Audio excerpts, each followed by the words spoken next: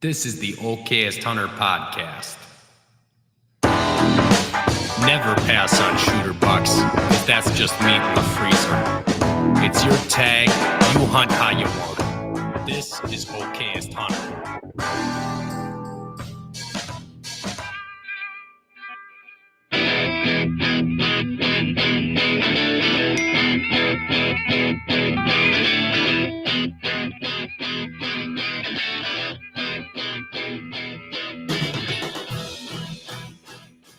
Hey, what's going on, everybody? Welcome back to the Okayest Hunter podcast, coming at you from Oconomowoc, Wisconsin. No Derek or Greg yet again this week. Those guys are living it up on spring break. Derek just got a monster hog down in Texas. I think he got two of them, but one is like, it looks like a small bear. It's insanely giant. It's actually a little disturbing how disgustingly big this thing is. And then Greg is out catching sharks, down in the Panhandle, Florida, somewhere, drinking a Yingling, living his best life. So those guys are MIA, which is great. They deserve to go do fun things. No one gets paid at Okayest Hunter, so I can't be such a slave driver. Like, get your ass into the podcast studio. It's not how it works here. Come as you are kind of thing. And if you're listening for the first time, welcome to the show. I know we got a bunch of new YouTube subscribers from the Wisconsin Open Dells trade show we had just done, which is really a fun time, a lot of work. So if I seem like I'm a bit sweaty and disheveled, because I just, like, inside of 45 minutes put the studio back together in here because everything was torn apart and migrated out to the Dells. So that's all back up and running. I did want to say last week I promised everybody that we would announce the winner from the Okayest Shed contest we did with Rack Hub and Shed Season. So I'll post it later to our story, and I'll message them directly in a DM. But just saying it out loud on the podcast, it's the last name. Let's see how this goes. Tyler Berthelsen. What? Tyler Berthelsen. Berthelsen. Tyler Berthelsen. You are the winner of the Okayest Shed contest. So you're going to get $500 worth of stuff from us and Rack Hub and Shed Season. So speaking of those guys, you can see our partners listed up in the upper right if you're watching live. Shout out to Rack Hub. If you want to display and decorate your house with your memories, it's a great option to do so, in addition to if you're doing shoulder mounts or Euro mounts and all that jazz. It's just another way to get those memories put up on the wall. You can see it. I don't know where to point in here, but back by I think I'm mirrored wrong. The Fred Bear drawing back there that Derek did, you can see an antler hanging on the wall. That's what that is. That's the Rack Hub RH1. So if you want to get some money saved on that, use code OHP or just go to rackhub.com/Okayest, and that discount will kick in automatically, whatever. I'm choking on my spit. Excuse me. So Spartan Ford, check those guys out. I don't have any major updates. I was just texting Bill today. He's just been busier than he's ever been his entire life, which is saying a lot since he used to be an officer in the Army intelligence tracking down terrorists. Obviously, building an app to do so with deer is taking up a lot of time. So he's working on the Cyber Scout stuff and some other things coming down the pike. Stay tuned, stay frosty, and use code OHP after you are done kicking the tires on the free membership. Make sure to go to SpartanForge.ai to enter that code in to save the 20%. And then Latitude, those guys are low on inventory right now, just getting stock back up for this coming hunting season. So there are some things you can purchase there. They were just at the trade show in the Dells, not with us, but they were there also. So stop by their booth and said hi. I know a couple of folks went over there and told them Okayest Hunter. Told them to go over and all that jazz. So hopefully it's a good show for those guys as well. Haven't had a chance to catch up just yet, but been a busy couple of days getting all the trade show food out of my system and kind of coming back to life over here. So one of the other guys that was at the trade show, Jared Scheffler, is our guest tonight with Whitetail Adrenaline. And Jared, I got to say, I think it was like 10 years ago, you were the first guest I ever had back when this podcast was called Where to Hunt. And I fucked up the beginning, and I got all nervous and weird and choked on saying your last name, and it was a whole thing. And so I think I vaguely remember that, but I don't remember. I think I vaguely remember you having me on. I never recall. I can't recall what you're talking about. Serious, honest. So don't, Well, it's different because it was my first. So like, of course I remember, it was a big deal for me. And back then it was, it would have been like 20, I think it's like 2013, the first episode of the Where to Hunt. It's not even around anymore because the podcast like platforms have like archived it because it was so long ago. So I think that episode's on our YouTube channel. Okay. And you've been on like maybe once or twice to talk about some tactics and early season stuff somewhere along the line, but not since we've done the rebrand in 2020. So now we're rocking under the okayest brand, and that kind of picked up and caught steam. And I think I'm excited to talk to you today to just kind of work through some of that because Yeah. man, you're such an exemplar in the space. Like you've done something very, very different in a world where YouTube is being demonetized for having hunting content. Sponsorship dollars they come and go like the wind. They're very unstable. You've built a business around something that doesn't depend on those things or rely upon it. And it's the hardest way to go about doing something. I think the other ways are significantly easier and then potentially more attractive. It's a short mindset. You're playing the long game, and those bets have worked out for you. So Yeah. how was that? Like, did you?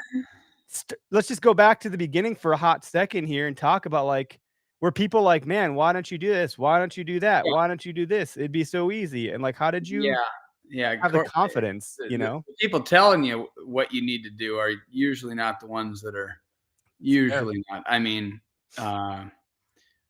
I think even it looked probably crazy back in 07 that's when Jim and I mainly, there's my buddy Al and Scott in there.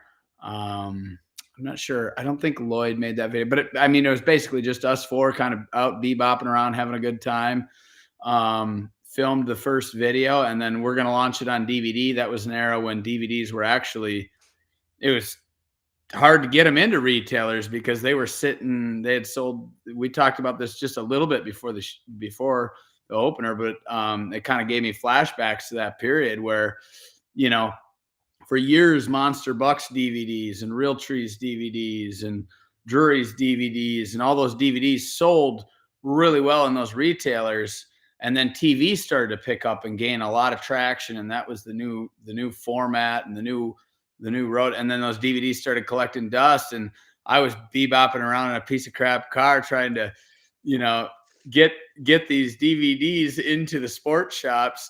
And most of them, I think that I landed them, they just felt bad for me. I mean, I always got the pitch, like, we can't even move the big guys' DVDs anymore, because they put their content on TV, and they were blowing up there. So why are people going to go, buy their DVD?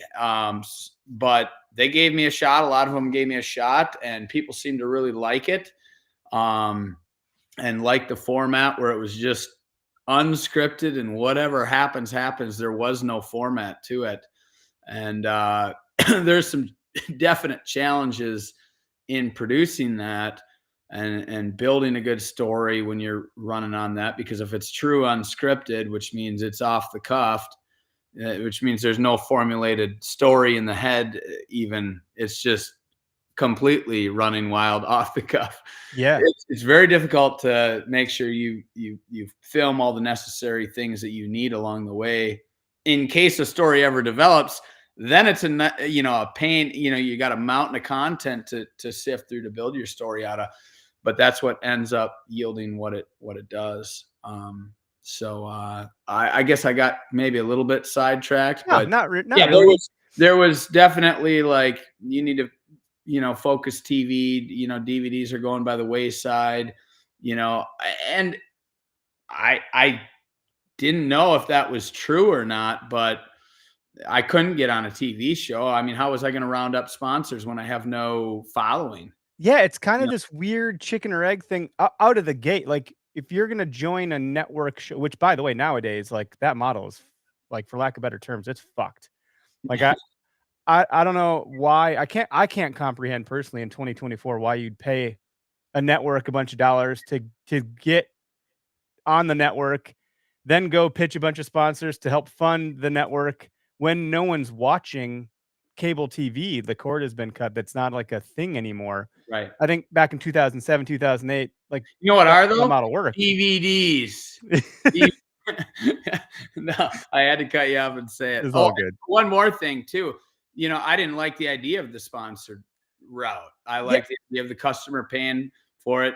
I kind of had a mentality back then, and I forgot about it along the way, but I remember in those early days, and it didn't change how I produced moving forward. It hasn't affected me, but I didn't recall this until, I don't know, sometime in the last 6 months. But I remember it being very important to me in the beginning. I felt I felt that held me to a standard that I had to produce something that was worthwhile, that people were going to pay for and were willing to pay for. So that kept me in check to produce a better quality product. Now I might have gotten carried away over the years and put too much time and effort into them along the ways, but that's part of who I am. That's how you, yeah, that's just part of who you are. Then there's no getting around that. Right. But did you start with the end in mind? Like knowing it's something that you wanted to do full time, or like you talk about being the scrappy young kid rolling around in a beater, pitching, retail shops, like, hey, carry my DVD in your store. Like where from the beginning to where you're at now, did you make, I'm assuming you had a job. Like where did that leap take place? Because when I say it's a long play bet, to take the bet and say, I'm going to have people pay for these and not get sponsors. I think the sponsorship road is the easy way out. I don't want to say out, but like, when I say those dollars are unreliable, like advertising dollars are the first things that get cut in business. So like, I don't think it's not stable from a business standpoint that you could like, now I'm going to quit my job because we landed a big sponsor. And then next year they bail because like whatever happens, COVID or anything else. So I just was curious about like, were you all in from the get, or did it? Okay. Yes, there was a couple that I was considering potentially. If it seemed right, I would potentially consider. One was Jack Links, because what are you gonna, it's like we could be snack packing out there, and Jack is a relation of mine, and I remember when I was 17, Jack, at the family reunion, Jack took me around his ranch up in Minong, and he wanted to hire me for the summer to come up there. I'd live at the cabin and work on the ranch. And unfortunately, I grew up on a dairy farm, and my dad didn't like that idea. taking his help off, but I loved the idea. I mean, it's Jack Link, and it was cool. He let me catch a trout out of his pond and took me through his trophy room there. And actually, I think I haven't seen Jack since then, except for I think one time I popped in there. The reunion's kind of phased out, but for years we'd go up there every year for the reunion on a lake just outside of Minong. And Jack was as humble and down to earth as you could imagine. And so I thought, well, that could be a possible sponsorship that would actually work. It would allow, like, I'm not. Yeah, it's not. It's agnostic. Yeah, you're not married to like this bow company or whatever. You can still make all your own choices, and eating Jack Links, of course. Like those are always a ready available snack. Yeah. So that was one. I remember before we produced the first one, I had two things I wanted to do. I wanted to launch an all public land series. Jim and I had talked about it a little bit more after we produced the first one. I say we because in the beginning, Jim was like, yeah, I'll be a partner in it, and just Jim being Jim. But after he saw how much work, and he wasn't bringing anything to the table, and he knew that, and I knew that, and I wasn't anything to the table outside of the entertainment value. Being a character. I remember him. Exactly. Yeah.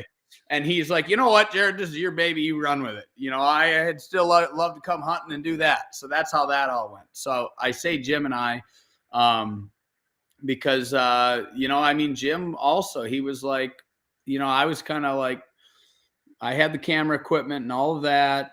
And the way my memory is, I didn't really like the scripted formats of hunting what I was seeing back there. I didn't like that. Jim, I think I remember, said something to me, well, hell, let's just go hunting and have a good time, and whatever you got. In the back of my head, I wasn't nearly as good at the storytelling editing end of it back then, but I was a little bit like, well, I'm not sure how this is going to go. Like, what am I going to have for a story? You know, a storyline film and how Jim described, but I liked the freedom of what, like I said, as my memory is, I think Jim is the one that mentioned it. I took the year before off from filming. Sorry about that. Oh, you called it. That's all right.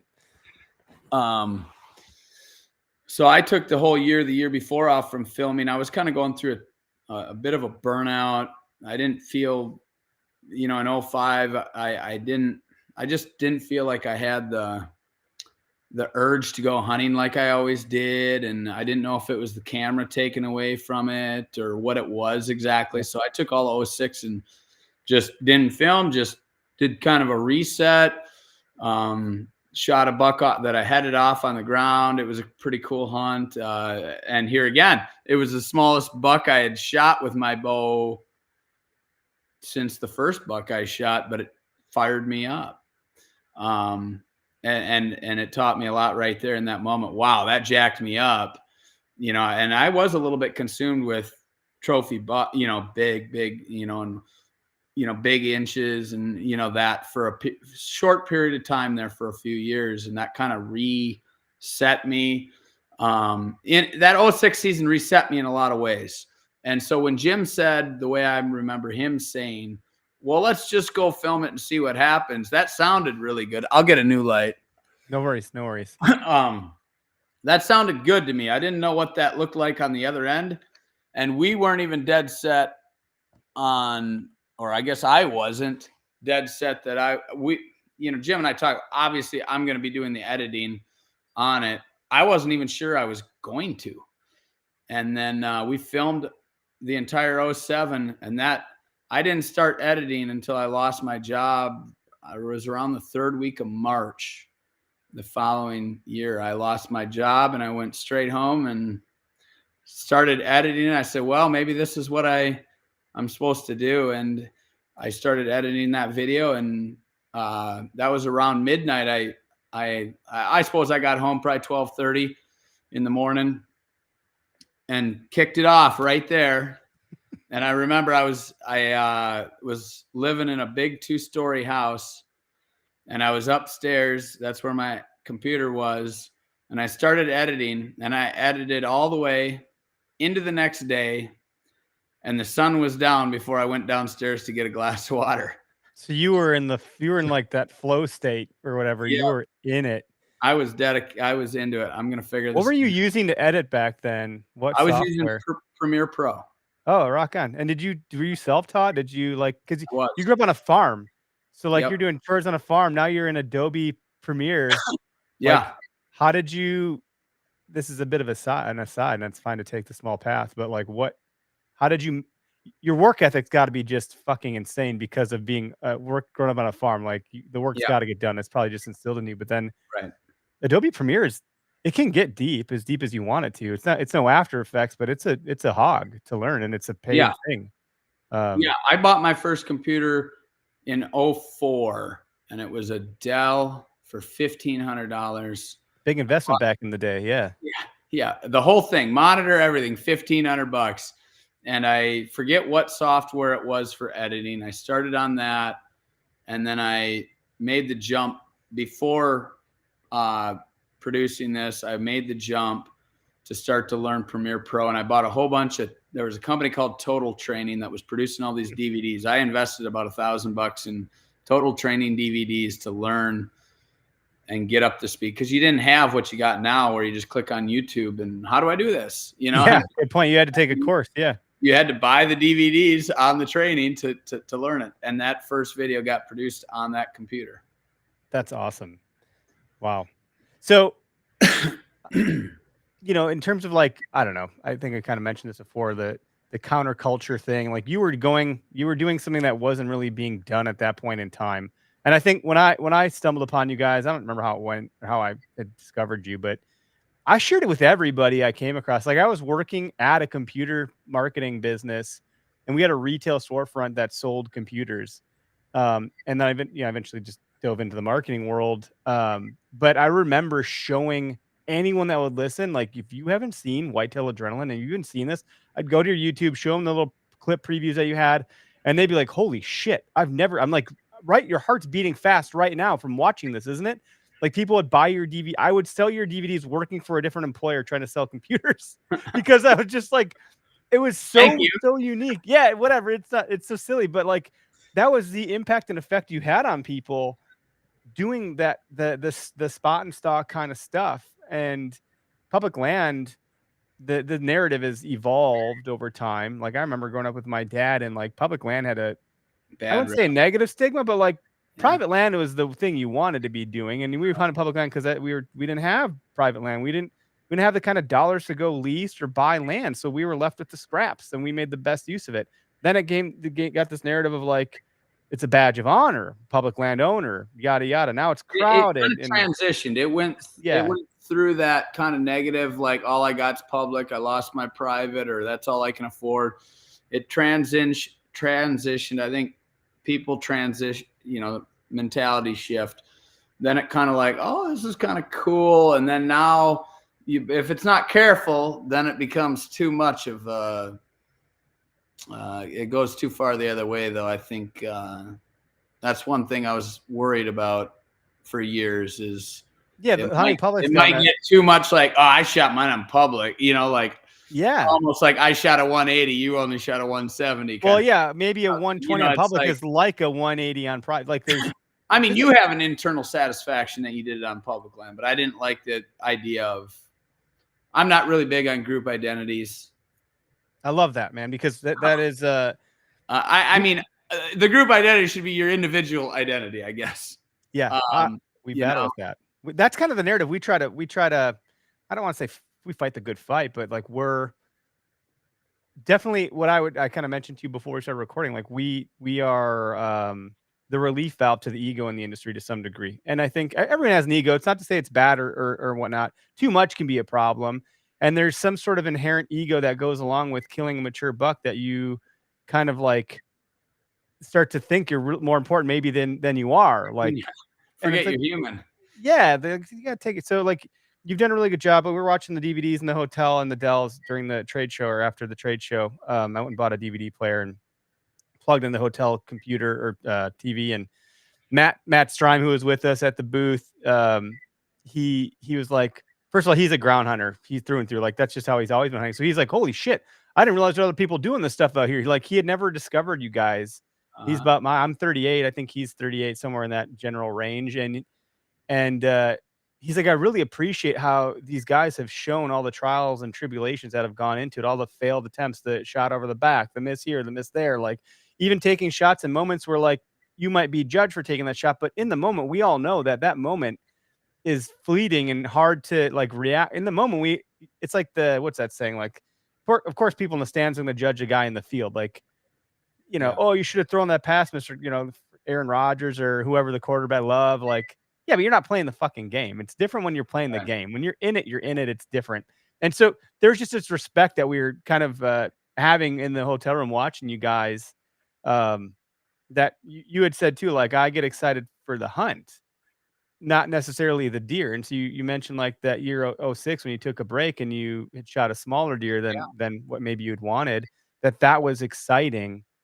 And we've heard from people in our direct messages and emails and so forth, like a number, like more people than I can count, that have said, I wouldn't have shot a deer if I didn't find you guys, because they almost feel as though, not that they need permission, but like, there's so much pressure to shoot a 150 plus that if they shoot something subpar from that, then they don't feel that, they shouldn't have shot it. They won't shoot it. And now they feel like, oh, I need to take the pressure off a little bit. So that there's a lot of pressure that's put on to impress people you don't know, that might not even like or anything like that. For what? The social media realm is interesting. Essentially, that's living under the rule of another human being. And I don't think that's wise to do that unless they have a point that is actually maybe bad for other people, I guess.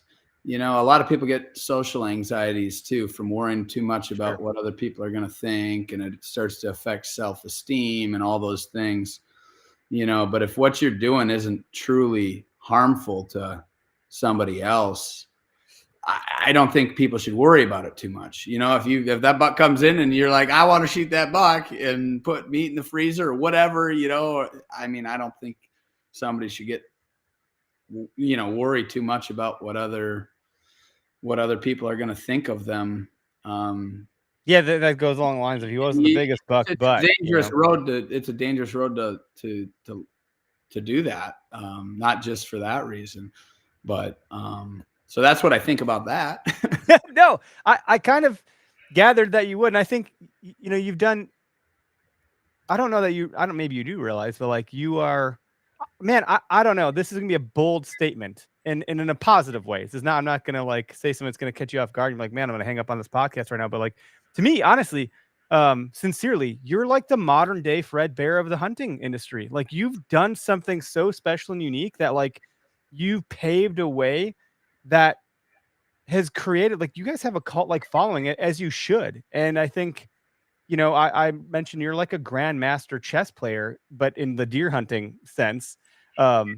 That like I've said this word on on other podcasts, eudaimonia. It's a philosophical term that talks about like being the equivalent of a grandmaster. You get so good at something because you live and breathe it every day. It's like the 10,000 hour rule from like Malcolm Gladwell. Like I think Yeah. you've crossed that threshold a little bit, and the fact that then you're still humble in nature, and you don't have a lot of like huge ego, and you're, you know, you have humility. Those are all like things that everyone should aspire to be like. And you have a confidence about you having done all this for so long that I think it's just such a healthy thing for the industry. So I hope that people are willing to go buy what I've heard called a Whitetail Adrenaline machine and versus a DVD player and consume it, because It it's is, so for the good. record, it is a DVD player. It's 20. I wish I could remember the model. It's about $35 on Amazon. I also get or $38, I think, for that one, and I or $39.99 maybe it is. It's right there. Basically, I get the HDMI cables. I include that. I charge 50 or 60, 50 at the show, 60 online. I think I got $48 plus the hassle of getting the guys to sign them and all that. I don't make crap on the machines. That's what it is. You can Amazon them and buy them too. Yeah, I walked into Walmart and got one for The cheap. upscaling Sony, the upscaling res Sony. So there is a cheaper model that's like 30, but I go for the $39.99 one.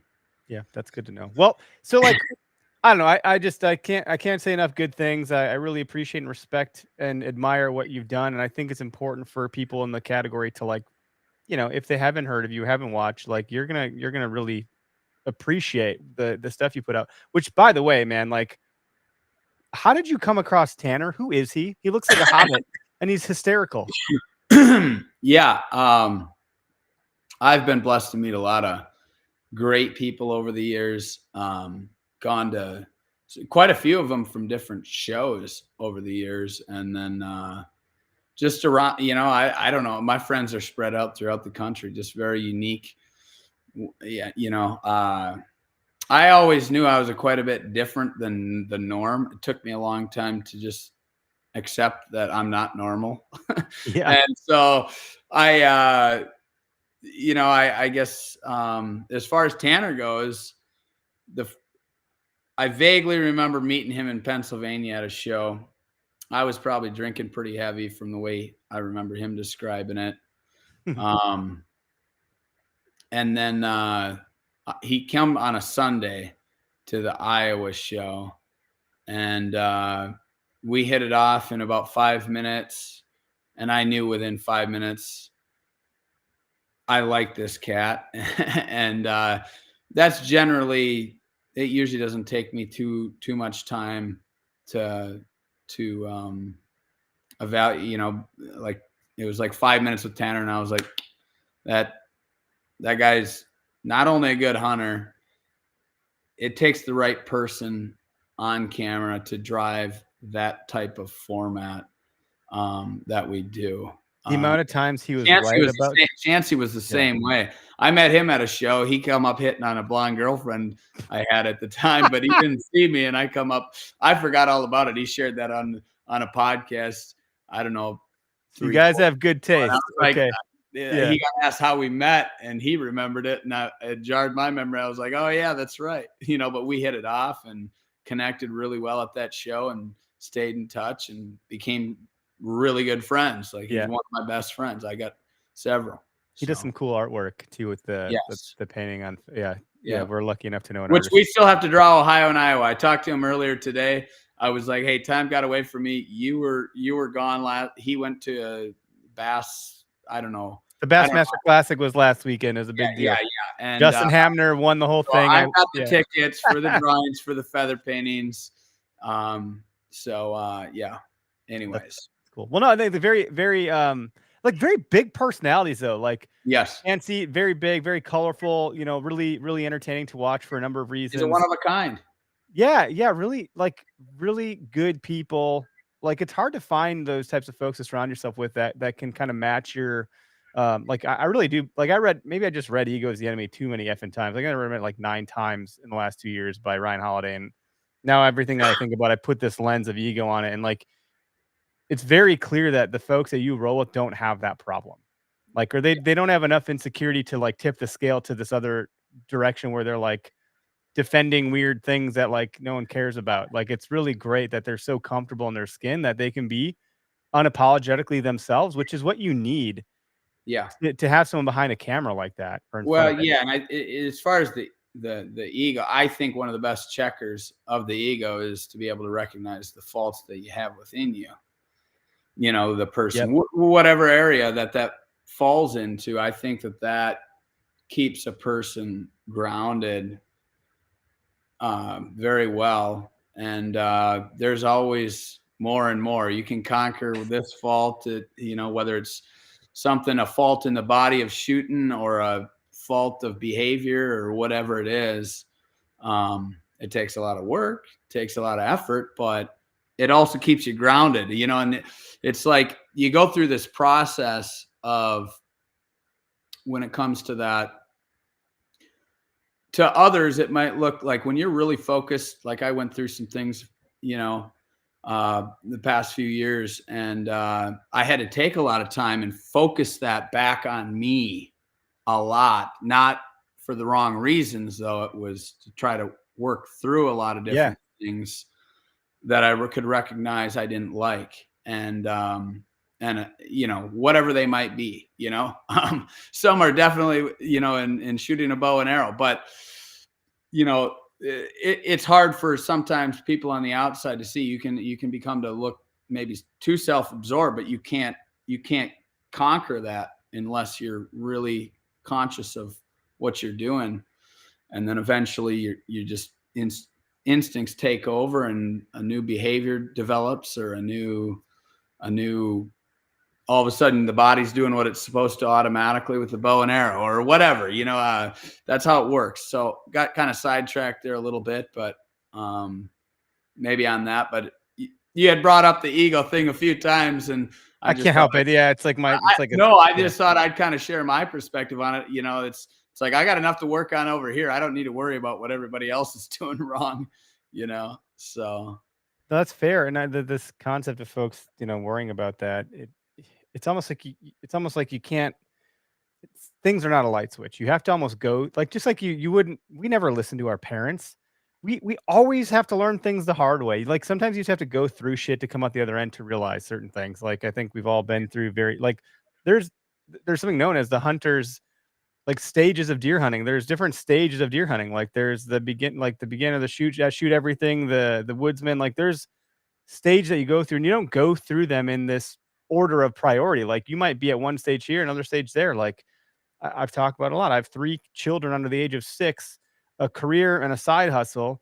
And I have to live with the reality that killing a mature buck takes an amount of effort, time, and energy in the woods that I do not have. It's unrealistic for me to expect that I will shoot a mature buck unless I'm just getting really lucky. I've been able to compound knowledge over the years where I've gotten a lot better with the time that I have, but it's still super limited. And so I'm going to be pretty disappointed every season if I think I'm going to shoot a huge deer all the time. Like, I have to just recognize that and realize this is a season of life where this is not going to be my priority. It's just not going to be. Yeah. And some people, and not that it's bad, but like some people might have an unrealistic expectation of what they want to get done because, like, oh, I've listened to this podcast, I've watched these YouTube videos, I've studied these topo maps on the Spartan Forge app. Why am I not killing a big buck like this person on social media? As I see all these people tagging huge deer, it's like, I don't go watch Whitetail Adrenaline. Realize that if they weren't doing it full time and they didn't have like 10 at bats at that buck, they might not have gotten it done. Cause like I might only get one at bat and then that's the end of it. You know, Right. I don't have follow-up attempts, you know, like the track job that Tanner put on that one buck was absolutely insane. That guy is a psychopath when it comes to tracking a deer. It was so impressive, but also It was impressive for me as I was editing it. I was like, how does he find holy, that speck of holy, blood? Like, holy holy shit. crap. And the tenacity and determination he had to stick with it. Yeah, Like, and he wasn't even the one that shot it. it was insane. Like, I'm like, dude, there's no way. There's so many other people that have fallen off. Like, there's like stages and like, you know, like there's people that just would have like fallen off at different stages of that whole Yeah, process. I mean, it's a high neck shot. I mean, generally that doesn't end well. You know, for a lot of guys. You So did call it though. You're like, I think you got a dead deer. So technically you were right. Like right out of the it was hard to tell because as the arrow was coming in, he was turning his whole neck, and it was really hard to tell. But it looked to me like by the time the broadhead came out the other side, his neck might have gotten hit and he might have gotten lower. I had never heard, Jared. I'd never heard. That was the first time I heard. Turned out it didn't hit low though. It didn't. When you look at the shot placement, but I had never heard someone say keep that deer running. So really? like I've never heard it. I'm still like coming to a lot of things here. Like I'm you know, it depends on the hit. That's relative to where you hit the. I mean, there's times you follow the old rule of when in doubt, back out. But yep. That kind of came along, I think.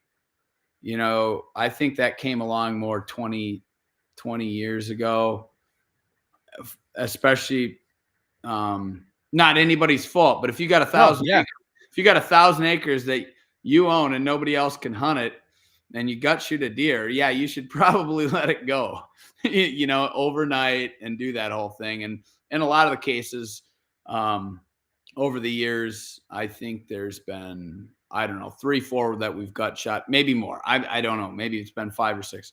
Generally, we do give those overnight. We read the situation. You know, if we feel like a bunch of pheasant hunters are going to come in there and blow it up by the end of the day, or so, let's say it's early afternoon, you know, it's going to take 10, 12 hours. You know, we kind of consider the situation. So there's a lot of relative factors. Where the animal is hit is definitely number one. Like, okay, are we going to run it and get on it right away and consider, you know, knowing we're probably going to need a follow-up shot? Or is it something that this deer isn't going to survive, but it's going to be 12 hours. We've got very little acreage to play on. Maybe the game laws don't allow us to cross onto private, even with blood. There's a lot of relative factors to the decision making when an animal isn't hit right where we want it.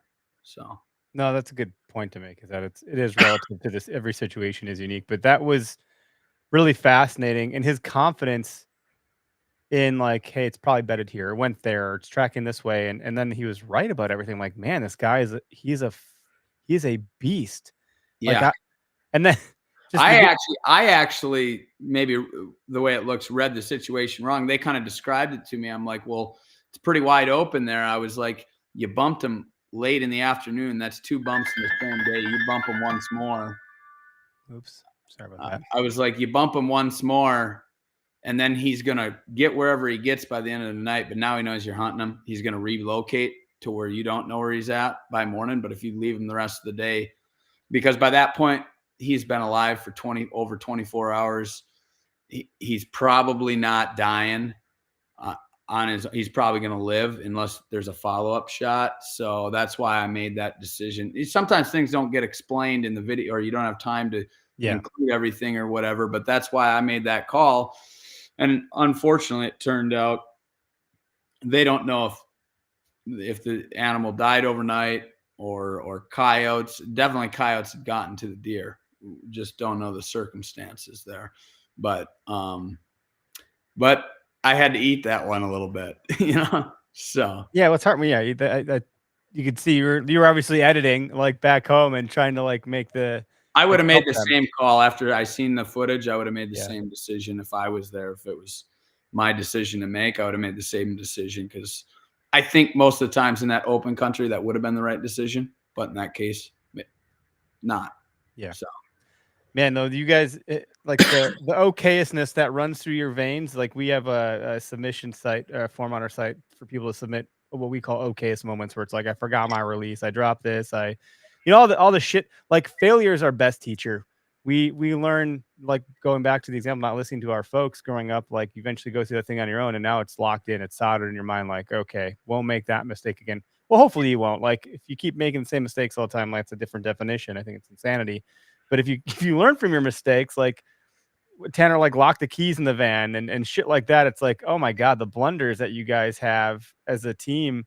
Okay, Hunter, we launched in what year is it? 2024? Dude, like I am so confused about A, the day of the week, and B, what year it is. But in 2023, in March, we took a stab at making a hunting show. We've been doing this podcast thing for a while. We got stuff going, and I was like, let's try to do it, but I'm not gonna do a self-film thing. Like I have enough time shooting. I have a hard enough time shooting a deer as it is. Like the last thing I need to be worried about is turning a freaking camera on at the right time or whatever. Like I'm just not gonna do that. So I reached out to some folks, and then through the grapevine, people that I know, I got this guy Jay Smartinetto, super good dude, lives in Duluth, Minnesota. He does some filming for shows that are on the TV stuff. And he's a producer. Like he went to film school, did all the stuff. And so we bring him along, and he's like, so how do you want this to go, Eric? Like, what do you want this show to be? I'm like, well, I don't want an over dramatized gladiator running his hand over the top of the grass. Like it's deer hunting. It doesn't need to be that dramatic. I do want the quality to be there. I want the filming of it to look sharp and crisp, but I don't want the drama, the dramatic nature of it. you don't want to force. Yeah, I was like, so much like you, I was kind of like, and without even realizing, I was like, I unscripted, like, let's just go do what we do. You run the cameras, and then let's determine what the story arc is from there. Let's determine what the story arc is from there. I'm not going to bend a storyline out of nothing. I don't know how the season's going to go. So much like people say, like, good luck on the hunt. Yeah, we'll see how it goes. Like, oh, we'll see how it goes. I'm like, we're also going to see how this goes as an endeavor. So we deemed our first season, we'll see how it goes.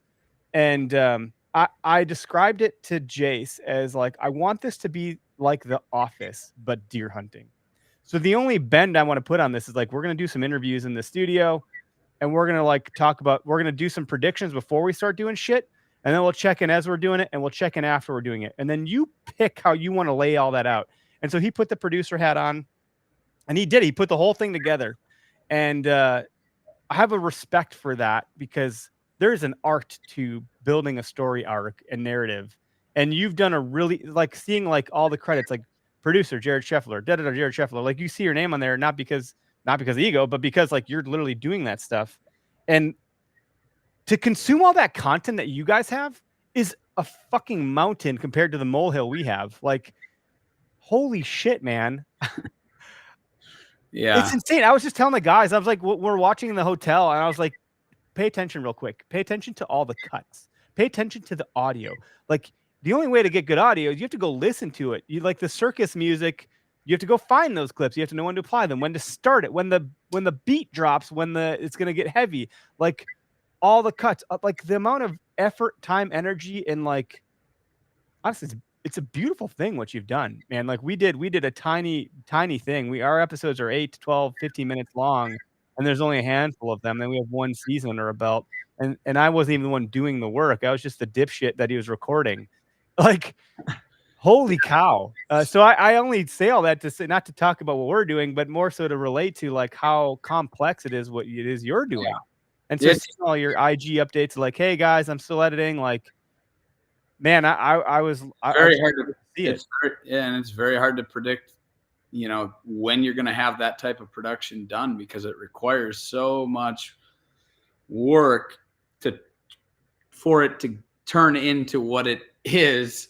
but that's also why you know it's got its own like a normal product you can take and you can take a look at it. Yep, we can Here's the manufacture. template, or here's the Exactly. There is no template. So, you know, it's really challenging to I don't want to say replace myself, but it's really if there was another production out there that was produced to that level of production quality that also had all, then I could be like, hey, that guy knows how to do this. And I could at least to a higher degree get it, but it's very difficult. I mean, it's when even the executive decisions about what makes the cut or what doesn't make the cut, like I don't know that someone else would do a better job than you with your stuff. Like, you know what needs to stay in there and what should get lopped out. That in and of itself is hard because it could. So I took 3 years of fine art in high school, and I was going to go to college for it. I didn't. I ended up making a different decision in life, which led me down a very different path. But I remember doing portraits, and if you changed one fucking crease of someone's face, the whole expression changed. And so doing portrait self or otherwise, I was like, man, this feels so difficult. If I change one tiny aspect, either intentionally or unintentionally, the whole expression of their face changes. If I keep this clip or delete that clip, the whole storyline shifts. Like you mentioned, like I might not have this piece recorded, or I might not have this. So then how do you tell that story without the piece? Or how do you add this one in to get the message across that you're trying to? Like, that's all really hard stuff. It's a lot. Yeah. You know, and there's around 15,000 cuts. I'll get the exact number in uncuffed. And oh my God. You can only imagine how many got removed along the way, but it far exceeds. Might be 4 cameras all on at the same time for one scene. It's even a matter of like determining which camera angle you want to present in that scene is a challenge. Yeah, that's not as difficult as the selecting, do I need this? Do I not? Does this flow from this shot to that? Does it actually add value? I mean, hundreds of thousands of cuts get removed over the course of a project like this. And you haven't even started doing the audio yet. You haven't started doing the picture color yet. And, you know, in the end, it yields a product that it's like, well, can't, you know, I hear it I'm just going to repeat what I hear from a lot of people. I can't get this somewhere else, you know? And so it's like, yeah, it's DVD format, but hey, you know, we've cornered the market on DVDs. I to my knowledge, we are the last hunting production on DVD. So that's the beauty of it, though, Jared. So, like, you're not get your DVDs. Where are you going to get a hunting DVD? I love it. No, like knowing YouTube, you're not going to get demonetized by YouTube. You're not beholden to a platform. You're not beholden to sponsorship. Like, that gives you, as long as you're doing enough business, you can continue to do this thing for as long as you want. You're like Lee Ellis with Seek One. They got demonetized last year for a hot second. YouTube said, we're not going to pay you because you have hunting content.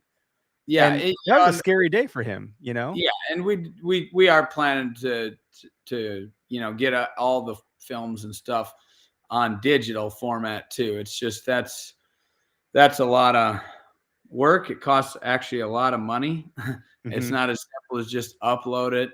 Well, how many terabytes? Like, how do you, like, you can't just roll into Apple TV and be like, hey, let's drop this shit. Like, the bandwidth to do that, like, blows. I'm like, no wonder it's not as simple as like, hey, can't you just put this on Netflix or Apple or something? It's like, well, you don't even comprehend the complexity of what that'll take. Yeah. No, it's if it was that simple, I would offer that, you know. So I mean, in a perfect world, I'd be able to host it and everything right on my website, whatever, and people pay for the film on there, and boom, if it was that simple. And Meat Eater does that, but also they have, you know, a lot of money and capital. Yeah, and they're very well connected with other resources and places. You know, but their shit's also not 7 discs long, and not to say I'm not to not knock on you, but for anybody that's listening who's done self-filming or has a YouTube channel, like, how long does it take to upload an hour-long video, let alone 15 hours worth? Like, good luck. You know, Yeah.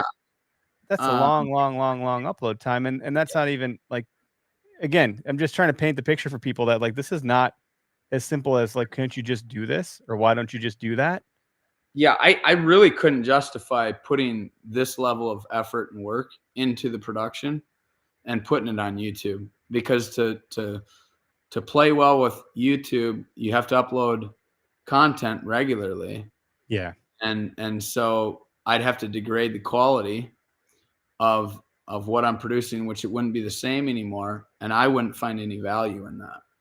So it doesn't really fit for the hunts. You know, I could go do really high quality how-to video and whip that out in no time. That's different. There's no, I mean, you've got a set storyline. You know, maybe it's in your head what you want to talk about, but you don't have mountains and mountains of guys rambling about shit that doesn't matter. That's, you know, to sort through and try to make it all flow and get rid of the unnecessary parts. And you know, it's totally different world, and you're controlling all the elements. You're getting the lighting set right. Your audio, you're not fighting 40-mile-an-hour winds and a guy whispering and trying to make it sound like you're right there. You know, I mean, totally different type of production. So how much time are you even getting to hunt anymore these days at all, given the workload you have to produce this beast? Like, what is your model morphed into now? Like, are you like, you have Tanner, you have Chance, you have some other Yeah. personalities, which I think is smart just in general, like from a diversification standpoint. But um, you're still the GOAT. Like, I still love to watch you in your element out there. You know, I enjoy watching you hunt. I enjoy like you. I never in my life would have thought a fucking buck would be watching a coyote to look for danger. The coyote is the danger. And you show me that these deer are like setting themselves up to be in the absolute perfect position. And the older mature ones are super, super savvy at surviving in a way that until you watch what you do, like you pick them apart. But you still gotta put in the work and get there. And it's proven to be insanely difficult. And you've had some good results there. But sometimes they kick your ass. And Right. I enjoy from a tactical standpoint watching you play that chess game with these bucks. It's just I don't see that anywhere else. I see the how-to videos. I see you. It's like learning on the job versus learning from a professor. Like if you're gonna speak to me about how to do it, it's different than if I watch someone literally do it. Yeah.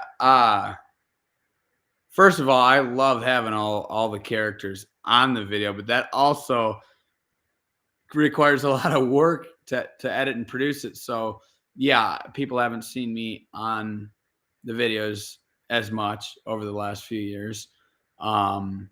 My future plans are to scale that back to smaller scale productions, focus more on bow stuff. Just not that I don't like gun, but bow Yep. I kind hear of you.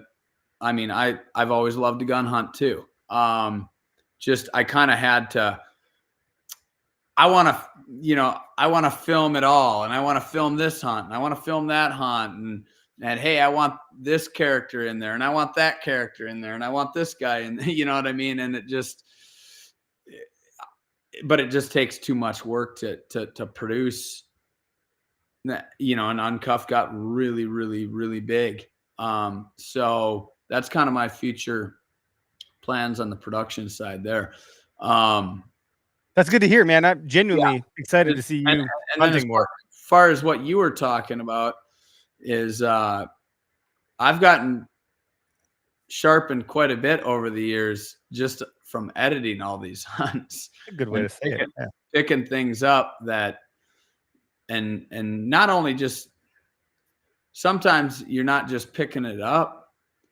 You already knew that happened. You were there for that hunt and you knew what happened, but it gets burned into your brain. It gets baked in what went wrong. It's not you're reliving it again and again and again. And maybe you're reliving this guy's mistake or what went wrong. Maybe he didn't make a mistake. Maybe unfortunate circumstances happened. So I feel like I I guess sometimes when you don't hunt for 9 months and then hunting season starts, you relive some of those faults and mistakes for a bit again. Yeah. I Before you're like, okay, I'm into the season. I got through that. You kind of relive them. Not as bad as you did maybe earlier in your days of hunting, but I come in pretty well oiled, and Tanner picked up on that. I think in 2021, I came in pretty well oiled, and he's like, "What the heck?" And I'm like, "You got to remember, how many hours I've spent behind a computer reliving all these mistakes that I made and all these things that went wrong or whatever." It's compounded. That's fascinating, Jared. Like, yeah, it's one thing to be in the woods all the time doing this as a career. It's another to then relive it on the computer screen editing. That's fascinating.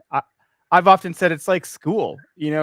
Our curriculum in the US is go to school from September to June, go on summer break for a few months, come back. But my wife's a teacher, so curriculum is literally the first semester of your year back in school come June is actually relearning a lot of what you just got done learning in Q4 or whatever of last year, because over the summer months you kind of like lost some of it. So deer hunting similar. Like that's why I think I get so excited about it. It's because you kind of pick up where you left off, but you got to work through all those kinks and you're almost relearning all the shit from last season that you messed up. And it takes a minute to like, how am I hanging my stand again? Like, what are my sticks doing? Like, where am I hunting? What is it? And everything changes year in and year out. Like hunting pressure changes, the terrain and the topo changes. Like this tree fell, this got burned, this, tornado buzzed through this area. Like crops has changed out. This was beans, now it's corn. Like there's this period of time getting back into the groove of it that like takes a minute. Yeah. And by the time you get good again, it's hunting season ends. You're like, shit, just when I was getting good, I got like someone took the damn video game controller away just when I got good again. And I gotta wait 9 months to do this again. Are you freaking kidding me? And that's why my wife, I'm trying to tell her, I'm like, this is a game that takes years to develop the muscle for. And as soon as you get good or you feel like you're in stride, the game ends and you got to wait 9 months to go play again. And then, I mean, you can scout. That scouting is a form of hunting, yes, but also like literally the game isn't in session until, September, late August, January hunting. But dude, Wisconsin, that's where I'm from. That's where I hunt. I hunt public. I hunt a lot of like, I don't know, I wouldn't say suburban, but I'm in Oconomowoc in between Milwaukee and Madison. And so for bow hunting, I hunt very locally I typically don't travel more than an hour to get to where I'm going because like it's very limited what I can get away with from a time standpoint. What's your advice switching gears to like, I don't know, hey, what's your favorite hunt to state? Oh my God, state to hunt? I think I'm dyslexic. What's your favorite state to hunt? And then what's your advice to someone hunting like the Midwest versus Nebraska, where you have those big open spaces? Like those are two very different hunts, I think. Yeah, they are. My favorite state right now is Iowa. I have planed myself out on the plains. Plains. I guess that's a new one. I haven't used that terminology yet. It came to me. I've planed out on the plains. And it's been a while coming. So I'm more, I grew up hunting kind of a variety, but a lot of swamp, tag elder swamp, cattail swamp, some timber, but mainly swamp, and then some prairie grass. That's mainly what I grew up hunting. Some woods in there, but the swamp was more the bigger bulk of what I did. And in the wintertime, I did do some winter scouting back then. It was always the swamp. It was always the swamp I was heading to. And then I started, in my late teens, I started shifting to some focus kind of in my probably 16, 17, 18, right in there, more to open country. There wasn't a lot of plains where I grew up or plain type, but like there was a couple sections that were pretty wide open, and I targeted kind of some of that open area more than I had the swamps earlier. Then I shifted to the timbers and the bluffs and the hills, and that was fun. And then I got hooked on the prairies around that. That would have been Dropping the Hammer video. That would have been 2011, fourth video. I remember that. Yeah. Not that I didn't. I mean, I went to North Dakota early season too, even back in 07 and before that. And, you know, that's semi-plains, I guess you'd say. There's broken up woodlots in there and whatnot.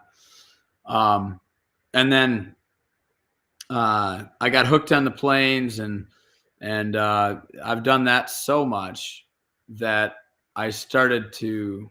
The pendulum has swung back. Yes. Yeah. Pendulum started swinging back to the timber. And, you know, actually what drove me out of the swamps was, I believe that was that would have been Reckoning 2, I think.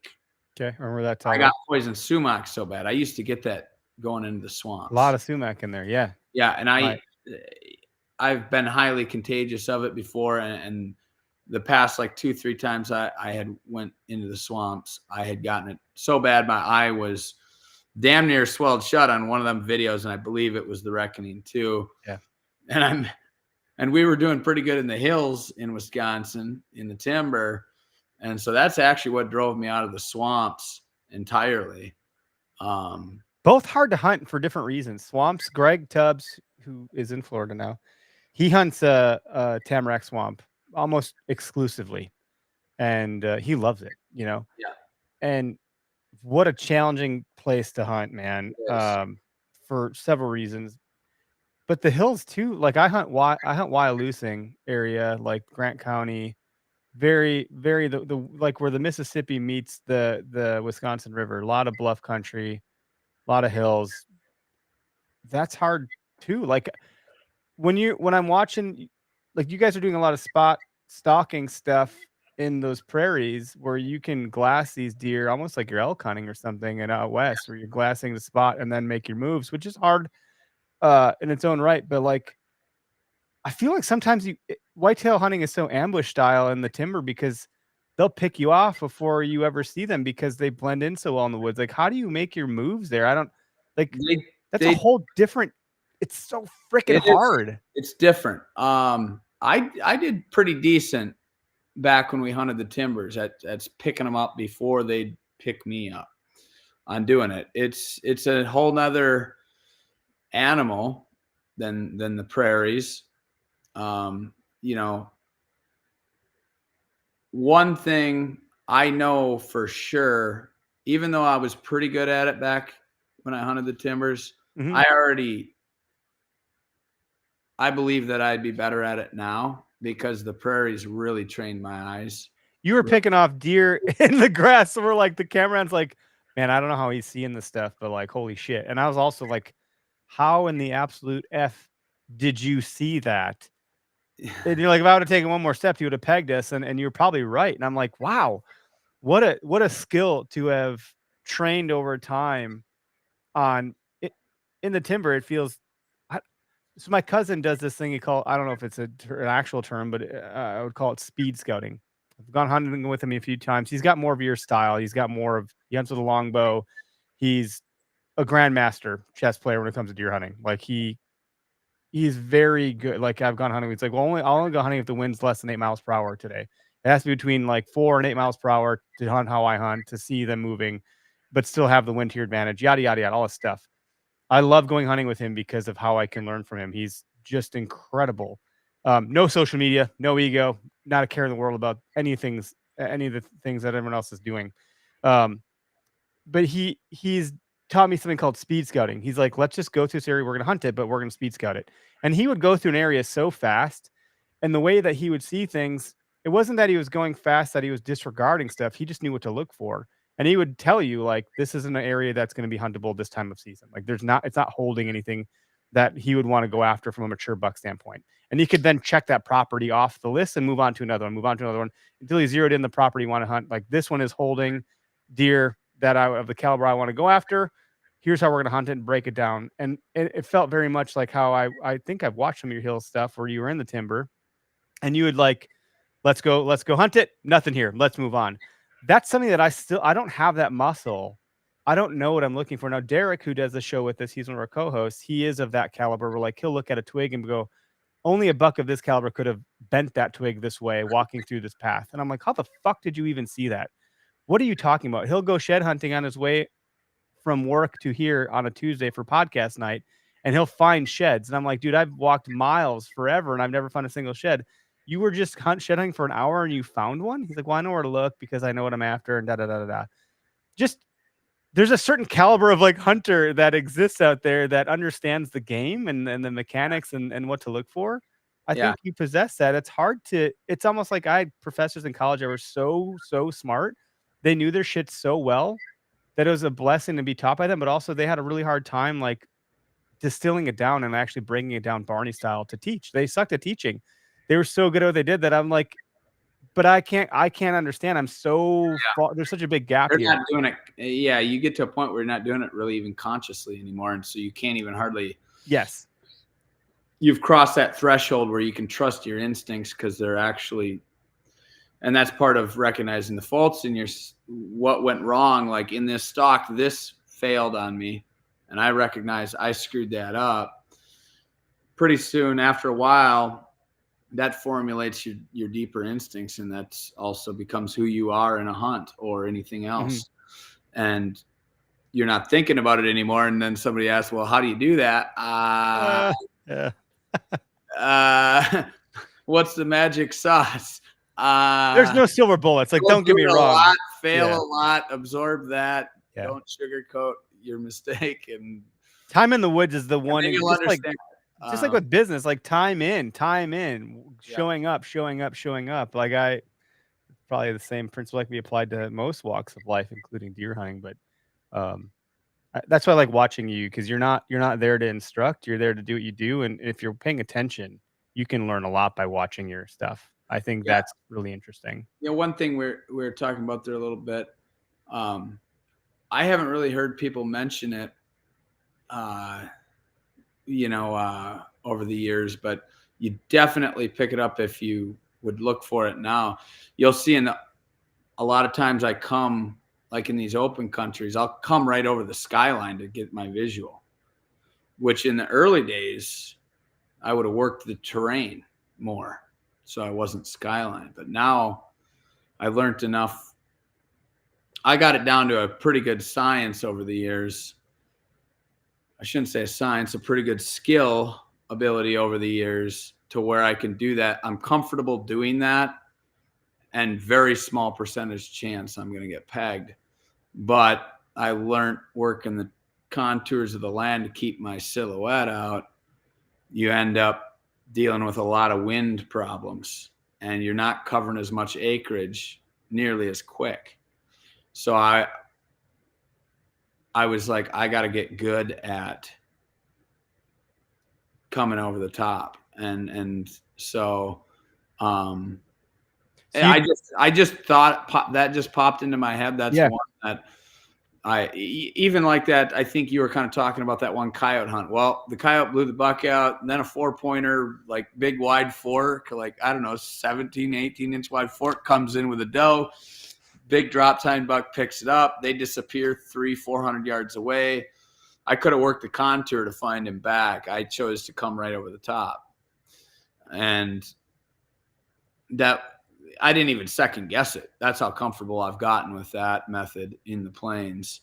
I don't have too much anxiety or worry about them spotting me, but there's some things that can go wrong. I mean, in the early days, I definitely, you know what I mean? Like, you cross thresholds and you figure things out over the years.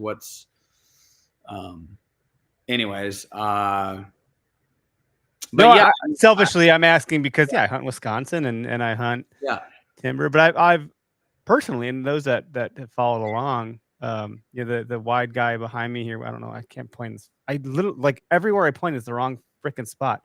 I think it's like mirroring me or something. Probably got to go opposite direction. I think it is. I feel like anyway, the wide guy got here was the most bucks and the most big bucks, those two things combined. That's all occurred for me by river bottoms.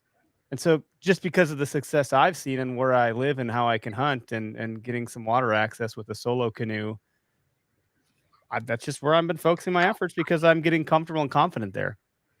I'm not comfortable and confident in a swamp or in big timber anymore because I feel like I've figured out some part of the game. I figured out a little tidbit that I feel like I can kind of bring my confidence to the table, and I've learned enough error from that. Like I've found these areas that are, to Derek on our show will say this, like the areas that are really hard to set up in as a hunter typically have a lot of deer, but they're really hard to hunt because they're hard to set up in. And and Greg, who also does the podcast, talks about like there's give and take. You can give up on maybe how they could spot you or how they could smell you, but there's always some level of give and take.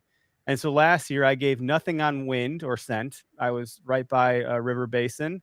Based on where the wind was blowing, I was already pretty good, but then the river's like pulling my scent in. But I gave up a shit ton on the visual because there was nowhere to set up. And so where I set up, I got pegged visually, but not from a scent standpoint. And I was like, there's that give and take thing, but I'm also now getting eyes on 150 plus inch deer on public land where I'm like, holy shit, I'm figuring. I saw that buck 2 times on 2 different hunts and I got within range of him. And I'm like, I never thought as the OKS hunter, this would be even remotely possible for me, but I'm starting to put the pieces together. And that for me is a lot of fun. I really enjoy that. I also took a shot at a 2-year-old 8 that I was like, would have been super stoked to get because I don't actually give a shit because I'm like, my daughter's hounding me for venison. I only have so many hunts I can go on. Right. You know, it's all good. Like I'm the guy that does get excited about the hunt, and it doesn't really take that much to get me excited. It just doesn't. The big buck was just extra bonus and affirmation. As a hunter, I don't think oftentimes we don't get the affirmation. You could be in the right place at the wrong time and not realize that was the right place. Like that buck might have just taken a different path that night and you didn't see him, but you were doing everything right, but you wouldn't have known it. And so then you have to always have this like doubt and second guessing going on in your mind. It's only when that buck shows up that you got the right place, right time. And then the affirmation that, oh shit, I did do something correctly. Yeah. I've had that happen enough times where I think I can place bets, or even if it's not the right time, I was in the right place or whatever. Like I enjoy that. So Jared, I'm just saying all this to say, like, I've learned a lot from you by just watching you do what you do rather than you being the YouTuber that says, this is how I would break this property down and da, da, da, da, da. I think you could probably do that, but also osmosis is pretty powerful. So it's cool. Well, thank you. At least you found value in everything I did wrong, right? Over the years. Yeah. At least if that's relatable though, because that's half of what I do. It's mostly the wrong stuff. So like I can appreciate that. I got plenty of that. But yeah, no, it's I mean, yeah, it's you go through these chapters, and we were talking about the swamps and the hills and the trees and the prairies. It's like there's things. It's a different game. It's a different deal, but you know you learn things in those settings too that you can then apply over here, and you that's why I say I think I come back to timber. Makes perfect sense to me. I'll be better at it than I ever was before, for a number of reasons, not just the eyes getting sharper. Now I've learned a lot more how to effectively eliminate acreage based off of conditions that are happening. So I'll be able to do that in the timbers or not as much necessarily in the swamps on the wind side of it. Cattail swamps, they get, it's like they're pretty flat, Yeah, yeah, they are. Yeah, they're pretty flat and they're usually pretty thick, so it blocks the wind pretty good. So it's hard to eliminate the acreage just off of some things there, but yeah, thanks for sharing that with me. No, this was good. This is good. I we're hour and 15 minutes in. Yeah, I don't know if anybody. I haven't been paying much. There's lots of comments coming through. A lot of it's more just like head nods. Like there's a lot of bobbleheads saying, "Yeah." I didn't mean like I had to go right this second or anything. No. Well, what happens to me is usually I get an hour before I have to piss like a maniac because apparently at 38 is when your bladder decides to shrink, or apparently like COVID trained me to I could go pee whenever I want. So my body's like, no, you're not going to hold it anymore. So usually I'm about at my threshold. Is that a real thing? Like you got to pee more once you have COVID? No, not that you have COVID. This is what I mean. Like, so then I got to work from home. And so if my line of my bladder is here, or let's say it's here as so if for those listening, it's very high up. And when I didn't get to go to the bathroom I wanted, it was up here. But now that I'm home and I could just go pee whenever I want, I'd go pee here. So now that threshold has been lowered. Gotcha. So I believe there might be some truth and validity to that, in addition to the fact that I'm also getting older and my bladder is less like, and I could hold my piss for like 2 fucking days in the past. Now I'm like, when I gotta go, I'm probably gonna pee down both legs right now, is how I feel when I gotta go. Oh, Like I got you. You gotta go. it's like it's so weird. And unless I'm moving, if I can move, then I can, like, my brain can, like, put it off again. Like, oh, we're gonna go move around now. I'm not gonna pee. Wait till Gotcha. you're 57, says David. Yeah, I'm gonna have to get a catheter at 57 by the way it's going. So, oh man. No, it's interesting. Like there's a lot to discuss and talk about. I'd love to have you back on at some point in the future. If you're ever in Wisconsin, you're welcome here in studio. We'll run all the other fancy Yeah. cameras and stuff. Yeah, It's that'd be fun. a little bit different setup without the I fellas get here, back but to Wisconsin every now and again. Yeah, that's where I grew up, but moved to Iowa a couple years ago. which So. has got to be exciting as a deer hunter. A lot of It is. I haven't gotten to Mecca. really do much hunting here since I moved here. I haven't even bought gun tags since I moved here. Oh man, So I mean, uncuffed wasn't at it. So it'll be cool. It'll be cool to see you do that. Well, for those we didn't get any callers. I kind of suspected, like sometimes people just don't feel comfortable interrupting the conversation, but enough comments came through. So you're welcome to go back and read all these comments. This is all archived on YouTube and Facebook and all that stuff. So if we missed anything, we can circle back. But I'll put a post-produced version of this podcast on YouTube that won't have all the wood and the comments. It'll be full aspect ratio, and I'll make a nice thumbnail and all that jazz. So for everyone that tuned in, we appreciate it. Thank you very much. Jared, appreciate you taking time out of your busy schedule. I know you just got done with a trade show, so your world's probably been rocked just like mine has. I usually need a couple days to I'm all jacked up, excited to be at the show. And by Sunday, I'm sure some people come and they're like, man, he was pretty boring to have a conversation. Just get wiped out. It's a lot of energy. But that's also what allows me to suck in behind a computer screen and not have much social in my, I do lean more on the introvert side. So it's like, it's hard to usually after shows, I need a couple days. It's like you jump in the vehicle, even with your buddies, and don't talk to me for like 30 minutes. Yeah. Like, yeah. Not, it's not anything on anybody other than it's just like, okay, I'm socialized out for a period of time here. Just a second. I hear that. And it's hard because everyone thinks they know you. And you're like, I don't know you at all. But they've watched 15 hours of you potentially. And they're like, man, I feel like I'm right there with you. And they know you because they are like your people or whatever. And it's totally different when you're not that. You're like, I don't know you at all, but good to meet you. And I'm happy to talk to you. Yeah. No, I mean, that's what that's what we're there to do. Just sometimes it's like I hit that I'm socialized out point earlier than I'd like to. Yeah. And I'm just like, it's a struggle for me sometimes to hang in there. And that's one of the, but I love, I'm always jacked up. Like in the thick of it, it's awesome, man. Yeah, once you get past setup and you're all ready to good, go. it's like, yeah, let's go. I'm then here for this. Yeah, usually by Sunday, I'm like, just need a little bit. It starts to slow down, and you're like, whoo. All right, we can start checking out. It doesn't really matter usually too much what the conversation is about, or who it's with. I'm just like zonked out. So yeah, it's a lot. But then 2-day shows wouldn't be any funny. Yeah, that'd be probably a little too short, So no, but these are a lot of energy too, especially back to back. So the podcast stuff. Hopefully, there's a circuit of them. I'm sure you're on a number of shows, and we appreciate being on ours. It's pretty cool to talk to you under the guise of OK as Hunter. Coming from where we were at before. And thank you for having me on. I really appreciate it. I'm glad we were able to do it. And yeah. So how many? Like, obviously, there's DVDs for sale. Yeah, you can buy them online. I know you do have a Apple TV thing, but maybe that's further down the road for this one for Uncuffed. Yeah, I don't have a date on that yet. Resurgence is a 3-part series, and that is available on iTunes and Amazon for purchase.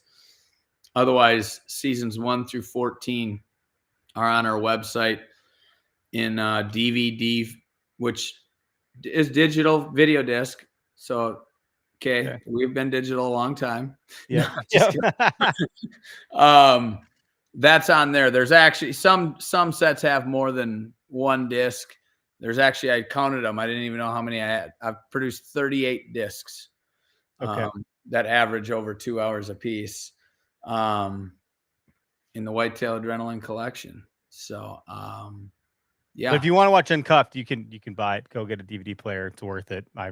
I promise you, as a deer hunter listening to this, it is well worth it. The real challenge you're gonna have is finding 15 hours to dedicate to watch it, and you're gonna like it. It's almost like binging like a show. Whether that's like, if anyone remembers, what's that one where they did all the drugs with oh geez, Sons of Anarchy. Sons of Anarchy is a good one. I'm thinking of the one with Walt Whitman, not Walt Whitman, but like whatever, Walter White. Like oh god, I can't think of the damn name of the show. Probably because I have to pee so bad. Nonetheless, it's binge worthy, and you're gonna like.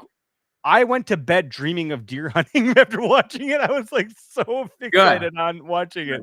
So at this point, I'm just the feedback's been really great on it. Going to the shows, hearing the feedback. Breaking Bad. Thank you, Calder. That's Breaking Bad. Why couldn't I do that? Holy shit.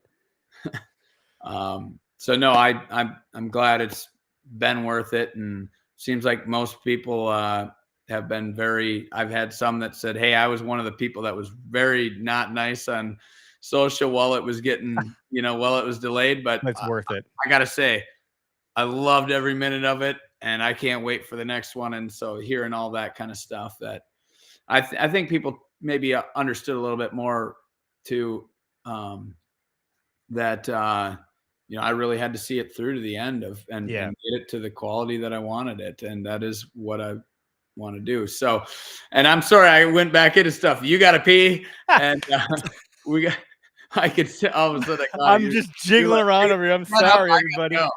Yeah. Oh, thanks everybody for tuning in. We appreciate it, and go buy the DVDs. Yes, thank you very much.